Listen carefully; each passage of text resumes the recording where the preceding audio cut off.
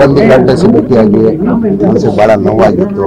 ಇಂಥವನ್ನು ಜನ ಸೋಲಿಸಿದಾರಂತ ನಮಗೆಲ್ಲ ಗೊತ್ತಿದ್ದಂಗೆ, ನನಗೆ ಗೊತ್ತಿದ್ದಂಗೆ ಇಡೀ ದೇಶದಲ್ಲಿ MP ಗಳಲ್ಲಿ ಯಾರನ್ನ ಕೆಲಸ ಮಾಡಿದ್ದಾರೆ ನಂಬರ್ 1 ಸುರೇಶ್ ಅವರು. ಆ ಜನ ಆ ಕೆಲಸಕ್ಕೆ ಲೆಕ್ಕಕ್ಕಿಟ್ಟಿಲ್ಲ, ಸೋಲಿಸಿದಾರಂತ ನಾನು ನೋವು ಬಂದು ಸಾಗರ ಮಾತಾಡ್ಕೊಂಡು ಹೋಗ್ತೀನಿ ಅಷ್ಟೇ.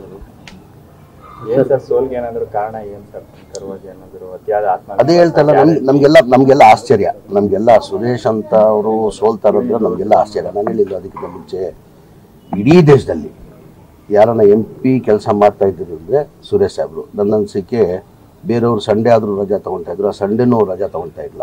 ಒಂದು ಆಫೀಸರ್ಗಳು ಏನು ಕೆಲಸ ಮಾಡೋರು ಆ ಕ್ಷೇತ್ರದಲ್ಲಿ ಯಾವುದನ್ನ ಒಂದು ತಾಲೂಕಲ್ಲಿ ಒಂದು ಕಾನ್ಸ್ಟಿಟ್ಯೂನ್ಸಿಯಲ್ಲಿ ಕಾರ್ಯಕ್ರಮ ಹಾಕೊಂಡು ಪ್ರತಿದಿನ ಅಲ್ಲೇ ಇರೋರು ಅಂಥವ್ರನ್ನ ಜನ ಸೋಲಿಸಿದಾರು ಅಂತ ಎಲ್ಲೋ ಒಂದು ಕಡೆ ನೋಡ್ತಾರೆ. ಸರ್, ಒಂದು ಕಡೆ ಬೆಂಗಳೂರು ಸ್ನೇಹಿತರು ಮತ್ತೆ ಬಿಜೆಪಿ ಸ್ನೇಹಿತರು ಸೇರಿ ಜಿದ್ದಿಗೆ ಬಿತ್ತೋಲ್ಸದ ಅಂತ. ಜಿದ್ದಿಗಿಲ್ಲ, ಜನ ತೀರ್ಮಾನ ಮಾಡೋರು. ಅವ್ರು ಜಿದ್ದಿಲ್ರಿ, ಜನ ಮತ ಕೊಡೋರು ಯಾರು? ಜನ. ಈಗ ಸೋಲ್ಸಿರೋದು ಯಾರು? BJP JDS ಅಂತ ಹೇಳೋಕ್ಕಾಗಲ್ಲ ನಾವು.